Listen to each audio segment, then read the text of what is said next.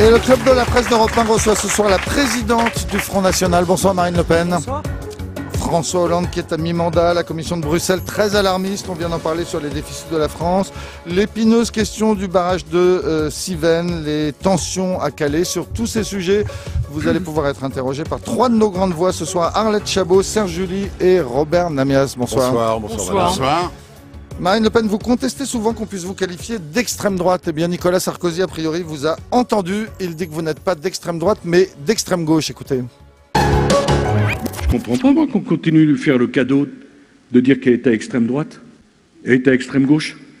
Et là, le programme économique de M. Mélenchon, celles et ceux d'entre vous qui sont excédés par la gauche au pouvoir, choisissez Madame Le Pen, vous aurez l'extrême gauche. Elle veut le SMIC à 2000 €, elle veut la retraite à 60 ans, c'est le programme de M. Mélenchon. Voilà, c'était Nicolas Sarkozy hier soir lors d'un meeting à Nancy. Ça a l'air de vous faire rire, d'abord.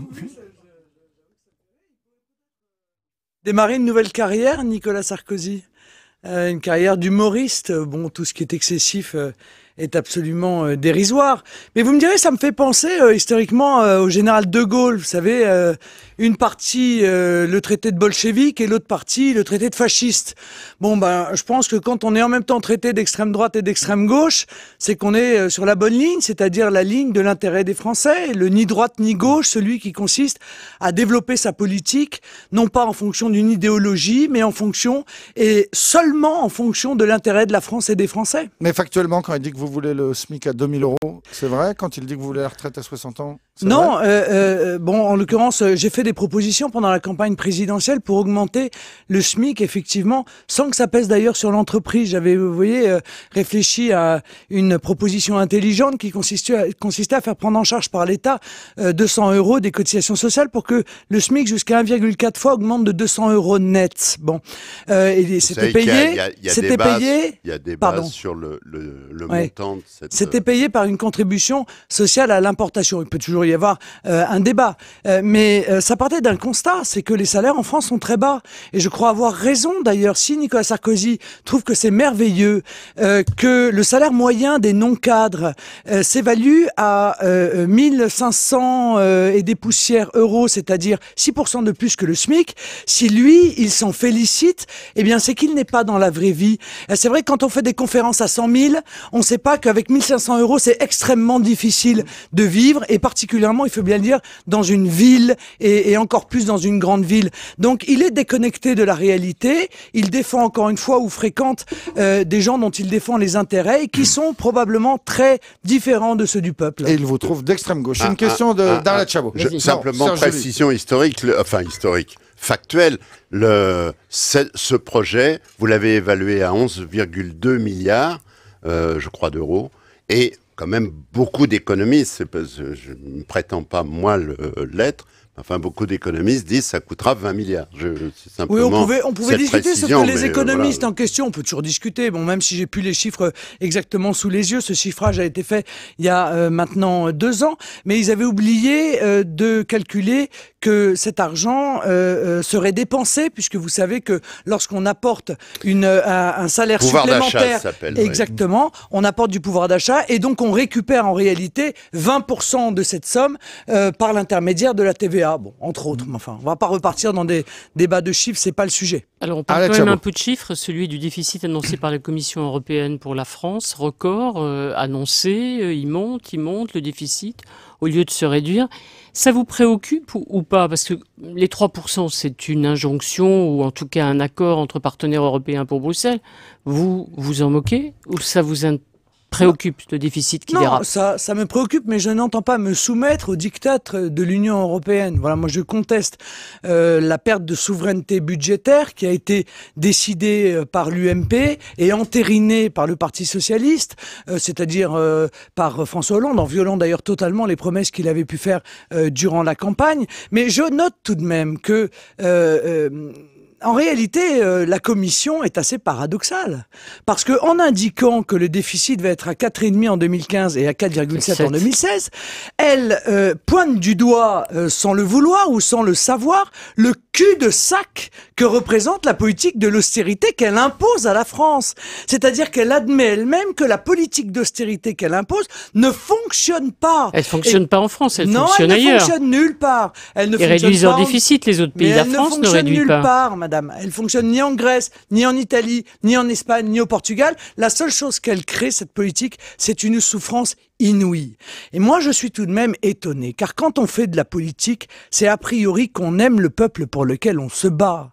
C'est qu'on espère pour lui que des lendemains qui chantent, ou en tout cas des lendemains meilleurs. Et je vois toute cette classe politique, cette bande. Je dis ça parce que, franchement, ça me choque, cette bande qui a l'air de trouver normal les résultats de la Grèce, les résultats de l'Italie, les résultats du Portugal. C'est-à-dire un retour en arrière, le retour à l'âge de pierre économique, c'est-à-dire des taux de chômage de 30%, de 60% chez les jeunes, des baisses de 30% de salaire, l'effondrement du système hospitalier, et tout ça en Europe. Et ils regardent ça, ils se disent pas, mais tout ça est très éloigné du progrès qu'on a vendu. Tout ça ne les touche pas. Tout ça, ils ne se disent pas, mais mon Dieu, je ne peux pas imposer ça à mon peuple. Ça ne peut pas être l'horizon que j'offre au peuple français. Eh bien non, ils ne pensent pas à cela. Robert Namias. Ce que je voudrais comprendre, Madame Le Pen, c'est est-ce que, si vous arrivez au pouvoir, vous assumerez l'histoire de notre pays, y compris l'histoire économique la plus récente? Très concrètement, par exemple, la dette dont vient de parler Arlette. Est-ce que vous, au pouvoir, vous honorerez cette dette qui est absolument colossale, qui est de 100% aujourd'hui, qui sera peut-être de plus dans 2 ans?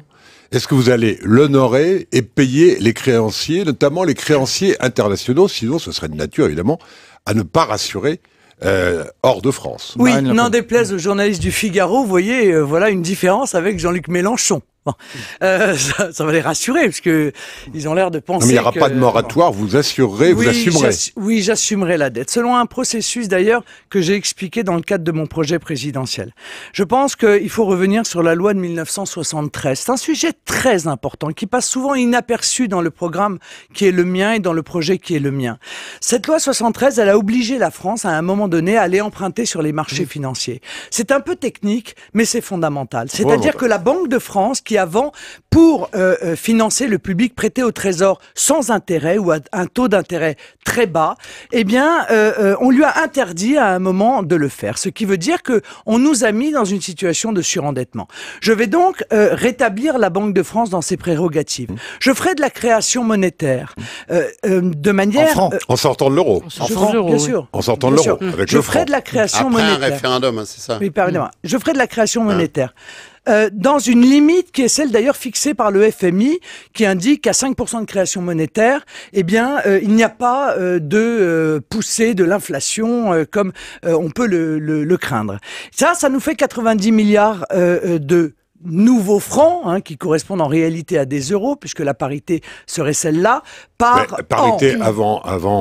Par Mais ça ne change rien. Avant d'évaluation, parce que sinon ça n'a aucun intérêt de revenir au franc. Ça ne change rien, il n'y aura plus d'euros à ce moment-là. Donc la question ne se posera pas. Il y aura un euro, mais il y aura une évaluation par rapport à l'euro. Non, monsieur, non, il n'y aura plus d'euros. Non, vous avez dit... Vous sortez de l'euro, mais pas forcément les euros. Laissez-moi juste terminer, je vous réponds. Oui, et avec cette création monétaire raisonnée et raisonnable, eh bien, je rembourserai en partie le capital de la dette et en partie les intérêts de la dette. Et je pense qu'il est évidemment utile de le faire, car la France a une signature, et même si on nous a obligés dans des conditions assez malhonnêtes à être dépendant des marchés financiers, il n'en demeure pas moins qu'il faut honorer cette signature. Pour répondre à votre question, elle est importante. Elle est très importante parce que vous avez l'air de considérer que vous sortant de l'euro, tout le monde sortira de l'euro et que l'euro explosera. Oui, je le crois. C'est pas évident. Non, mais je pense que c'est évident. Je pense que la France on peut se retrouver totalement isolé. Je vais vous dire ce que je pense. Je pense que l'Allemagne, si l'Allemagne est devenue le cœur économique de l'Union européenne, un peu par notre carence, il faut bien le dire, la France en est le cœur politique. Et l'euro est la pierre de construction de l'Union européenne. Si la France, qui est un grand pays, contrairement à ce qu'on explique aux Français tous les jours, décide de sortir de l'euro, il n'y aura plus d'euro. Ça, c'est à peu près une certitude, et c'est la raison pour laquelle, d'ailleurs, l'ensemble du système se coalise pour sauver Serge Julie, Robert Namias, et avec Marine Le Pen face à Arlette Chabot, Serge Julie et Robert Namias, on parle de la mort de l'euro que vous nous annoncez, Marine Le Pen. La prochaine question vous est posée par Arlette Chabot. Alors, c'est le point central de votre programme, effectivement, la sortie de la zone euro par la France. c'est aussi peut-être le point faible, parce que c'est un méchant saut dans l'inconnu. Alors je voudrais savoir, j'ai toujours pas compris comment ça se passe. Vous allez à Bruxelles, vous allez à Berlin et vous dites la France a décidé de partir, de reprendre sa monnaie, ou bien vous consultez les Français avant pour avoir confirmation de leur choix, qui est le même que le vôtre, ou bien vous commencez des discussions avec vos partenaires européens et ensuite vous demandez aux Français leur avis. Comment ça se passe ? Pour préciser, quand a lieu le référendum. Madame Chabot. Voilà, avant ou après ? Madame Chabot, d'abord permettez-moi de vous dire que ça n'est pas le point central. Mais c'est un point incontournable. Ça n'est pas le seul sur le plan économique. Car retrouver une monnaie nationale, si l'on ne peut pas mettre en place le patriotisme économique, si on ne peut pas mettre en place un protectionnisme intelligent à nos frontières pour protéger nos industries, nos agriculteurs de la concurrence internationale déloyale, si on est obligé d'assumer la directive détachement des travailleurs, si on ne peut pas arrêter l'immigration, alors on ne réglera pas les problèmes économiques. Mais c'est un point essentiel. Je vais vous expliquer très précisément ce que je vais faire. Si je suis élu président de la République demain, j'indiquerai aux Français que j'organise dans les 6 mois un référendum. Ce référendum portera sur la sortie de l'Union européenne. Dans les 6 mois qui précèdent ce référendum, j'irai voir les instances européennes en leur disant, écoutez, je veux récupérer 4 souverainetés et je ne négocierai pas, car ces 4 souverainetés, elles appartiennent au peuple français. La souveraineté monétaire, la souveraineté territoriale, je ne veux plus de Schengen, je veux pouvoir décider librement de ma politique d'immigration, qui vient, qui entre chez moi, qui s'y maintient et à quelles conditions. Je récupérerai la souveraineté législative, c'est-à-dire que les lois françaises sont supérieures en autorité à quelques directives européennes qu'elles soient, parce que c'est ça aussi la démocratie, c'est la souveraineté du peuple. Et je récupérerai la souveraineté économique, c'est-à-dire la liberté de mettre en place du patriotisme économique qui est interdit aujourd'hui, et la liberté de maîtriser mes frontières. Donc il n'y a pas de négociation. Écoutez.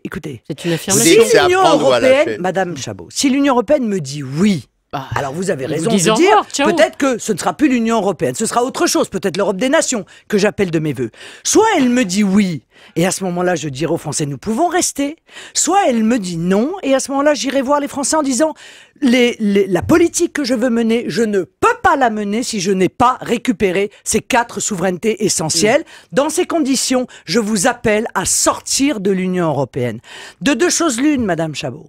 Soit les Français sortent, et à ce moment-là, on peut mettre en œuvre la politique que je veux mener. Soit ils disent non, ils veulent rester dans l'Union européenne, ils acceptent ces transferts de souveraineté, et à ce moment-là, ceci se fera sans moi, car je ne suis pas Merlin l'Enchanteur, et si je n'ai pas le levier de vitesse, le volant, la pédale d'accélérateur et la pédale de frein, je ne peux pas conduire le bolide, car le bolide est devenu une carcasse vide. C'est-à-dire que vous êtes présidente pour 6 mois, peut-être. Mais vous voyez, la politique, c'est ça aussi. Voilà, c'est être capable de dire la vérité aux Français. De dire aux Français, moi, voilà ce que je vous propose. Si vous ne me donnez pas, encore une fois, la capacité de mener la politique que je veux mener, alors je ne vais pas vous mentir. Je ne vais pas être là uniquement pour occuper la place. Je ne vais pas faire du rodéo et faire comme ont fait les autres avant moi, ce qui consiste à être sur le cheval, sans savoir véritablement où on va, mais avec l'objectif de rester assis dessus. D'accord, on a compris.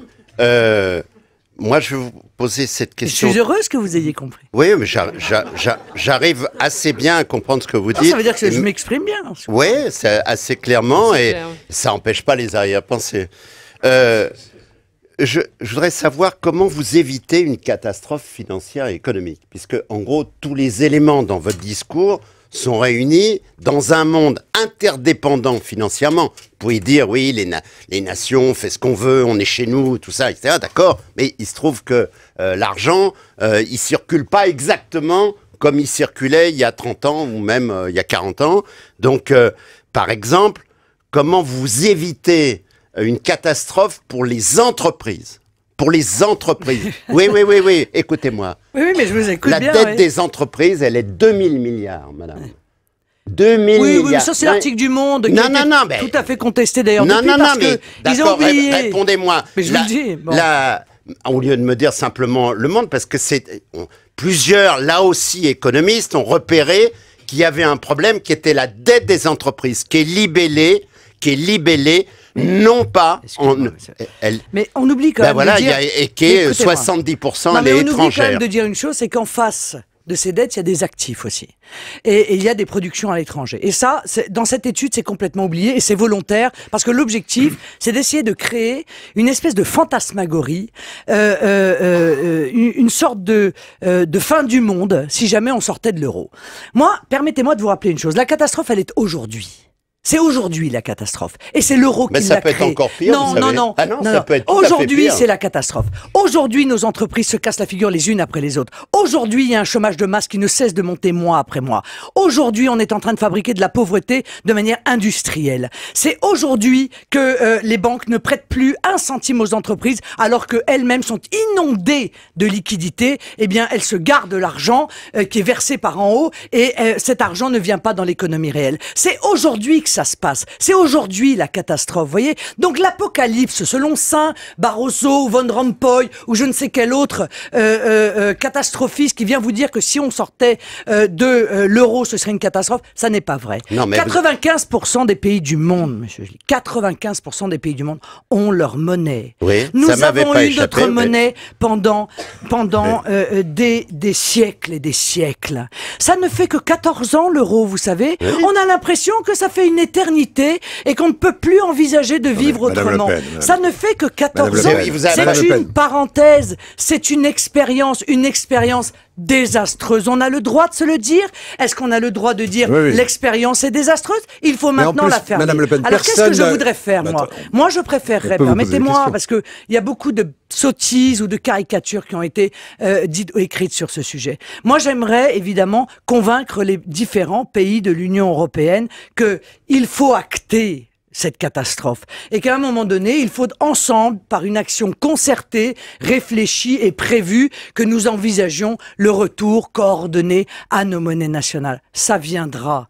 Je vous le dis, ça viendra parce que vous voyez que la divergence de politique entre l'Allemagne et les différents pays, notamment du sud de l'Europe, ne cesse de s'agrandir. Et que les Allemands, Madame Le Pen, peut-être un on jour, vous laisse seraient parler. ceux- Reconnaissez Ouais, qu'on vous laisse parler Qui longuement. dit- En général, on nous reproche Vous qu'on me vous direz, laisse c'est parler. normal, Je voudrais c'est- quand même. c'est- Je voudrais- c'est- Longuement que c'est déjà l'heure de la C'est deuxième vrai. coupure de pub. Robert Namias, on vous retrouve dans un instant, à tout de suite. On va venir dans un instant à ce que pourrait annoncer François Hollande jeudi. Va-t-il annoncer la proportionnelle ou pas? Mais Robert Namias veut vous poser encore une question sur l'euro. Oui, je voudrais un éclaircissement et manifester une interrogation.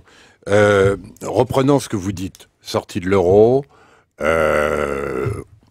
quelque sorte, on ferme les frontières, plus de Schengen, On on maîtrise les instille, frontières. on instille du protectionnisme, enfin bon, j'ai bien compris. Effectivement, pour vous, c'est le prix de la liberté reconquise. Est-ce que ce n'est pas le risque d'une dérive vers un isolement total de la France? Parce que vous dites, on peut détricoter ce qu'on a tricoté. Après tout, l'Europe, l'euro n'est là que depuis 12 ans ou 14 ans, etc. Sauf que la mondialisation, ça n'est pas qu'un thème abstrait qu'on agite soit dans le bon sens pour le positiver ou au contraire pour se battre contre, etc. C'est une réalité d'imbrication de l'ensemble des économies mondiales qui fait que si vous sortez de ce système-là, encore une fois, peut-être que vous allez gagner, mais peut-être que vous allez être totalement isolé et créer une véritable catastrophe. Non, je ne le crois pas du tout. La liberté n'est pas l'isolement. Encore une fois, nous commerçons moins aujourd'hui. Nous commerçons moins aujourd'hui que quand nous n'avions pas l'euro et quand nous n'étions pas soumis à ce principe du libre-échange qui est en train de tuer notre économie. Regardez ce que fait la Suisse. Je veux dire, il y a des tas de pays, encore une fois, dans le monde qui commercent énormément et qui maîtrisent leurs frontières économiques. Ça ne veut pas dire qu'il faut monter des murs et avec des miradors. Ça, c'est la caricature que l'on fait de mon programme. Il s'agit de dire, comme le fait par exemple les États-Unis, écoutez, Non, moi, c'est mon industrie... l'inquiétude d'un franc totalement dévalué qui empêche Non, un mais- commerce Non, mais soit international très dévalué. normal. Mais pas du Parce tout. que vous Normal. calculez Mais non, sur c'est ça. 25% Ça, c'est une vraie inquiétude d'évaluation. économique. Il Madame peut, Le Pen. il peut sauter à Écoutez, 40. hein. c'est quand même étonnant, car à chaque fois qu'un pays veut relancer son économie, il dévalue sa monnaie. Qu'a fait la Grande-Bretagne? Avec un certain succès, ils sont à 3,5% de croissance. On est à combien, nous? On est rasemote au niveau de la moquette. Bon. Qu'a fait un certain nombre d'autres pays? Que font d'ailleurs les États-Unis et la Chine? Ils font une dévaluation compétitive. Ils savent très bien que le niveau de leur monnaie, c'est le niveau de leur compétitivité. Alors, d'évaluer une monnaie de 20%, eh bien, c'est obtenir 20% de compétitivité. Imaginez-vous qu'avec le fameux pacte de responsabilité qui coûte des milliards et des milliards que supportent quand même les Français, par un biais ou par un autre, eh bien, on aura réussi peut-être à gagner 2% de compétitivité. Donc, il y a 3 moyens d'obtenir de la Le renchérissement compétitivité. des importations dans le commerce Oui, international. il y aura un renchérissement des importations, mais moins important que ce que l'on dit, car en réalité, le produit fini n'est pas évidemment systématiquement le produit importé. Il est après transformé et donc le prix de l'augmentation est relativement minime. Mais moi, j'aurais des gens qui travaillent, parce qu'il n'y a rien de pire, voyez-vous, en matière de pouvoir d'achat, qu'un chômeur qui essaye d'acheter quelque chose.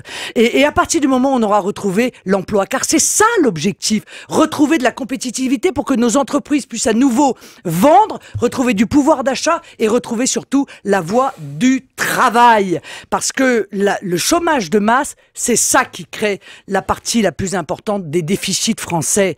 Et c'est ça aussi qui crée la partie la plus importante des charges qui pèsent sur les entreprises. On confond les causes et les conséquences, monsieur Namias. Ça n'est pas parce que c'est parce qu'il y a un chômage de masse que les charges sur les entreprises sont très lourdes. Voilà.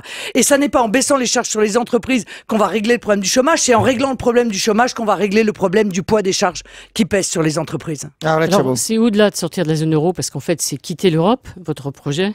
Est-ce que vous souhaitez que la Grande-Bretagne donne l'exemple? Bien sûr, elle a sa monnaie.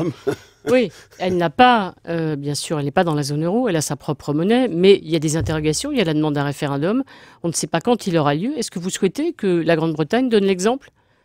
Quitte oui, mais je n'ai pas besoin d'exemple pour décider de mon projet. Mais ce sera un signe, ça vous aide dans votre projet ou pas si la Grande-Bretagne s'en va? Ce que je remarque, c'est que les Anglais se sont bien rendus compte de toutes ces difficultés. Ils se rendent bien compte et il y a eu un événement très intéressant. Permettez-moi de le rappeler sur cette antenne. Monsieur Cameron veut limiter l'immigration légale et illégale. Ça fait des années qu'on nous dit, mais Marine Le Pen ment, chaque nation a la liberté de décider de sa politique d'immigration. Ah bah tiens, comme c'est étonnant. Et pourtant, quand M. Cameron dit « je veux réduire l'immigration légale et illégale », immédiatement, la mère Fouettard est arrivée en disant « il est hors de question que vous limitiez la liberté de circulation. » Ça prouve donc bien que nous ne sommes plus libres de maîtriser notre politique d'immigration, premièrement, et deuxièmement, que c'est bien Madame Merkel qui dirige l'Union européenne. Donc la logique, parce qu'elle dit que c'est effectivement un acquis, un point important, la libre circulation au sein de l'Union européenne. Donc, à la limite, la Grande-Bretagne doit sortir, comme vous souhaitez que la France sorte de l'Union européenne. Elle fait ce qu'elle veut. Oui, d'accord, mais est-ce que ça serait un bon signe pour vous, un encouragement? Mais oui, je pense que ce serait un acte de lucidité. Mais la Grande-Bretagne fait ce qu'elle veut, car moi, je suis pour la souveraineté des nations. Je pense que c'est les peuples qui décident pour eux-mêmes. Vous voyez, s'ils ont envie de mettre en place pour eux une politique ultralibérale parce que c'est leur intérêt, ils ont le droit de le faire. Si les Allemands ont envie de payer des gens 1 euro de l'heure, c'est leur problème. Parce qu'ils l'auront décidé, ça s'appelle la démocratie. Mais moi, je ne suis pas obligée ni de me mettre sur le modèle anglo-saxon, ni de me positionner sur le modèle allemand. Je veux que nous décidions par nous-mêmes et en fonction de l'intérêt de la France. Si c'est bon pour la France, c'est la seule phrase que l'on doit se poser à chaque fois, seule réponse que l'on doit apporter à chaque fois que l'on se pose une question. Oui, si c'est bon pour la France. Mais c'est un progrès ou un retour en arrière de plus de 50 ans? Parce que si la Grande-Bretagne se retire, elle est entrée non sans difficulté en 72, donc on est en train de repasser de l'autre côté. Alors on est en train de se rendre compte qu'on a commis une erreur majeure. Et la Suisse s'en est rendu compte avant nous. Elle a fait un référendum. Non mais d'accord, je vous parle de la libre circulation. Nous parlions de la libre circulation. Merci.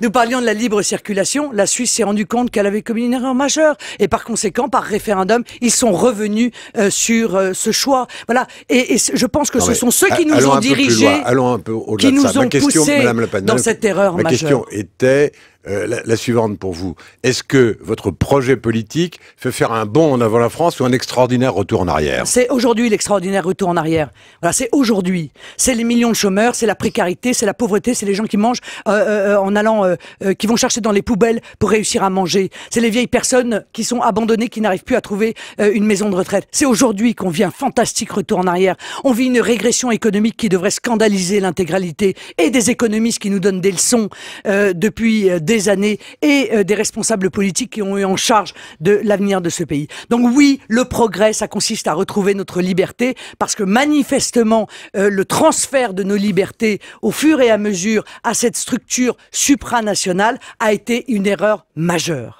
Il faut combien de temps pour appliquer votre programme dans votre schéma idéal des 6 mois, je suis élu, au bout de 6 mois je consulte les Français.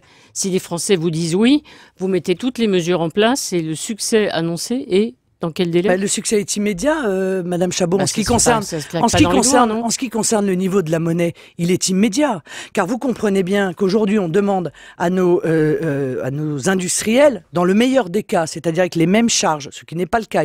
Souvent, nous sommes confrontés à des concurrents qui ont des charges bien moins importantes, avec les mêmes normes, ce qui n'est pas le cas, car souvent, nous avons des normes bien plus importantes que ceux avec lesquels nous sommes en concurrence. Eh bien, imaginons dans l'hypothèse où nous avons exactement les mêmes normes, les mêmes charges, les mêmes salaires, eh bien, nous sommes obligés de vendre la même chose 30% plus cher que ceux qui sont en zone dollar. Faut être un sacré bon vendeur, vous admettrez quand même, pour réussir à le faire. Voilà, donc immédiatement, évidemment, nous allons récupérer des parts de marché, immédiatement nous allons multiplier nos exportations et nous allons donc pouvoir tout de suite permettre aux entreprises de réembaucher, de réindustrialiser notre pays. Mais pour tout ça, pour sortir de l'euro, pour sortir de l'Europe, il faudrait d'abord que vous soyez élu. Certes. Et pour ça, il faudra que vous passiez le deuxième tour. Qui imaginez-vous face à vous au deuxième tour de la présidentielle? Marine Le Pen, on le disait, les sondages vous donnent actuellement présente au deuxième tour d'une éventuelle présidentielle, même si c'est encore loin. Qui imaginez-vous face à vous à ce deuxième tour? Très honnêtement, peu importe. Hein. Moi, je prendrai ceux que les Français auront choisi, ou celles d'ailleurs. Après tout, on n'en sait rien. Mais ça n'a aucune importance pour moi. Mais il pourrait y avoir des préférences, parce que par exemple, Alain Juppé vous bat, d'après ces enquêtes, beaucoup plus largement que Nicolas Sarkozy, par exemple. Je crois que ça n'a aucune importance, parce que le grand choix va émerger dans cette élection présidentielle. Je veux dire, la nation contre la mondialisation dérégulée et sauvage. Voilà, il est là le vrai grand choix.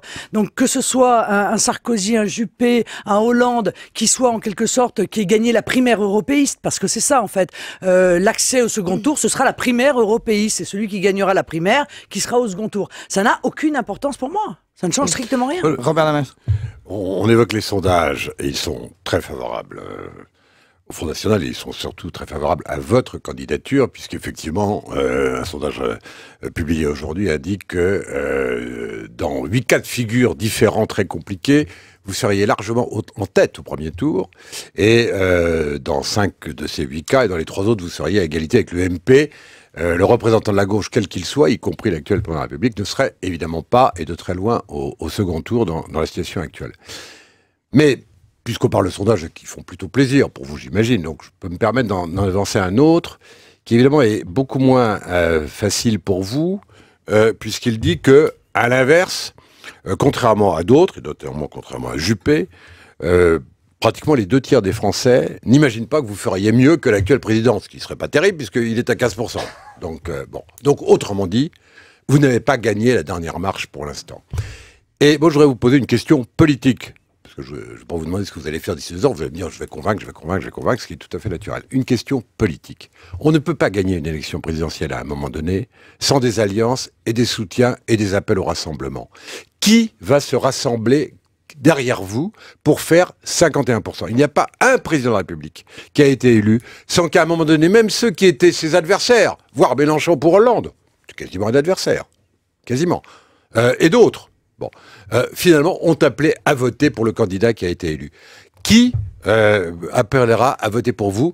Comment pensez-vous vos alliances? Vous êtes le seul avec Mélenchon à penser que Mélenchon a fait élire Hollande. Ah bah il faudrait savoir. Vous êtes deux, un jour on dit que c'est Mélenchon, le lendemain on dit non, mais... Attendez. Non, si. Moi j'ai entendu beaucoup dire que l'extrême gauche avait fait élire Hollande. Voilà. Bon, mais en tout cas sur ma question.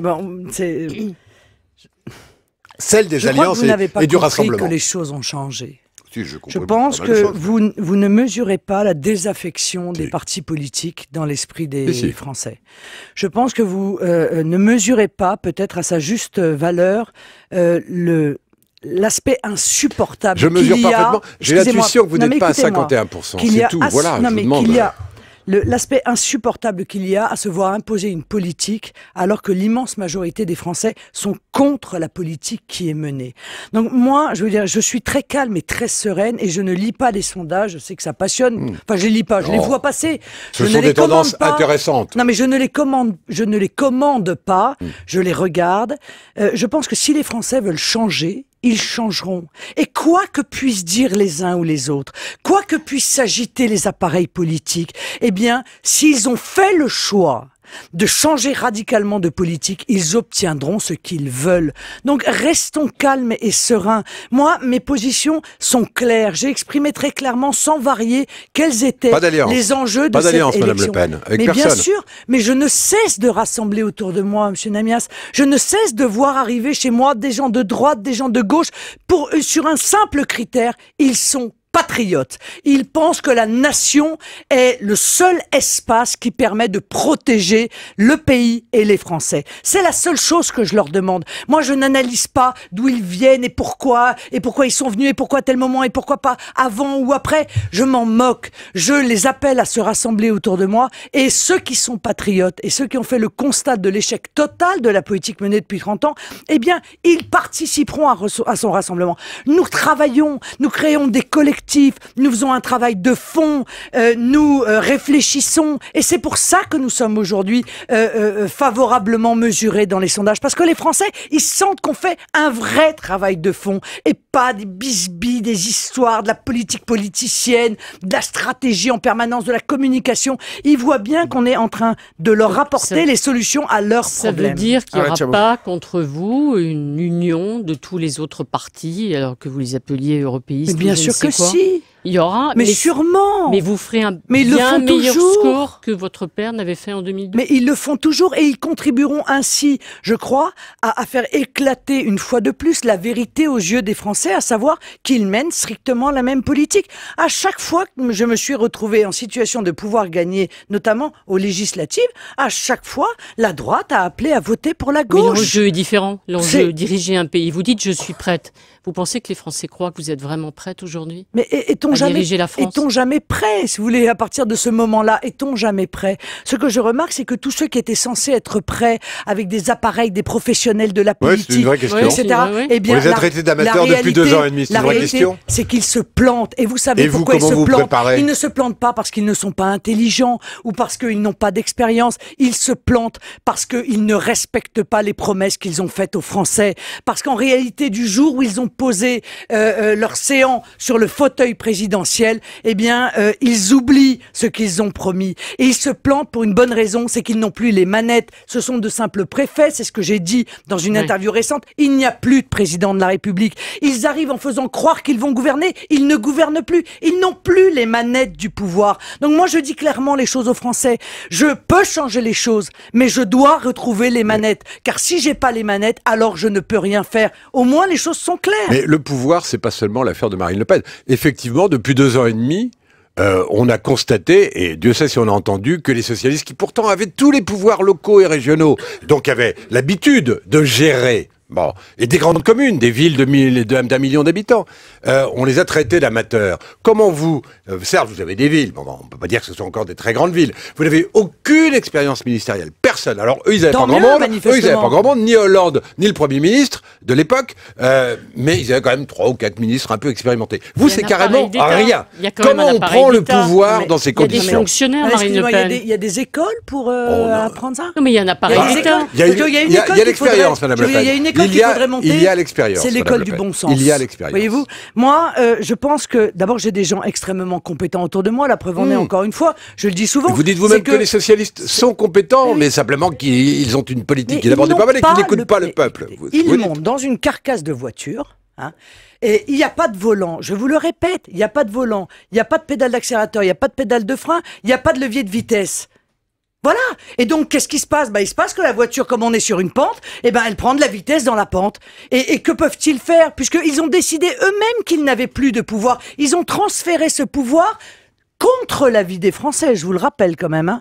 Contre l'avis des Français, ils ont transféré ce pouvoir à l'Union européenne. Alors aujourd'hui, on ne peut rien faire. Regardez la SNCM, très intéressant. Oh, c'est affreux, la SNCM est en train est en dépôt de bilan. Bah oui, pourquoi elle est en dépôt de bilan? Au-delà du fait que la CGT a fait n'importe quoi et a poussé évidemment le bouchon le plus loin possible contre l'intérêt de l'entreprise. Pourquoi? Parce qu'il y a 440 millions d'euros que l'Union européenne réclame que la SNCM rembourse rembourse à l'État parce que l'État n'avait pas le droit d'aider la SNCM. Parce qu'on ne fait plus ce qu'on veut chez nous. Vous comprenez? C'est ça le problème. Alors, voilà. Et évidemment, vous imaginez bien qu'une entreprise qui voudrait reprendre la SNCM dit, bon ben moi avec l'épée de Damoclès de 440 millions d'euros à rembourser à l'État français, non merci, j'en veux pas d'autres entreprises. Marine Le Pen, il y a les élus, il y a les gens que vous pourrez réunir, compétents, on pourrait l'espérer. Il y a les fonctionnaires, il y a l'appareil d'État. Vous pensez qu'ils travailleront avec vous, qu'ils seront loyaux ou bien qu'ils démissionneront, qu'ils n'accepteront pas de travailler avec vous si vous étiez Eh bien, je élu? crois que vous serez étonné. Car je crois très sincèrement qu'il y a dans la fonction publique énormément de gens qui ont le sens de l'État et qui souffrent beaucoup aujourd'hui de voir cette classe politique qui défend ses intérêts personnels, qui est dans le copinage. Je pense qu'il y a une grande souffrance dans la fonction publique et y compris dans la haute fonction publique dont on pense souvent à tort d'ailleurs, qu'elle est la plus politisée.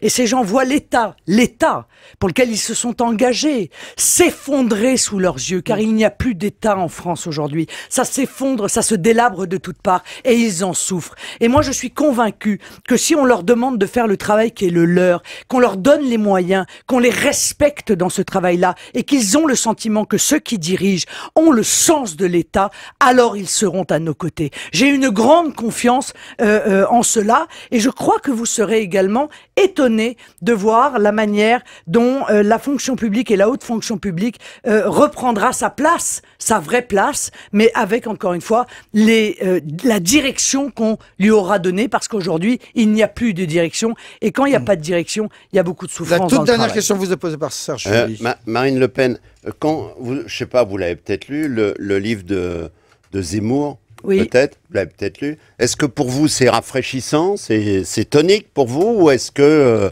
ça vous mêle le cafard? Ah non, ça c'est assez tonique quand même. Bon, alors vous êtes d'accord avec les... Non mais Éric Zemmour est assez pessimiste, mais ça n'est pas un responsable politique. Ah, j'ai pas dit que c'était un responsable non mais vous voyez, politique.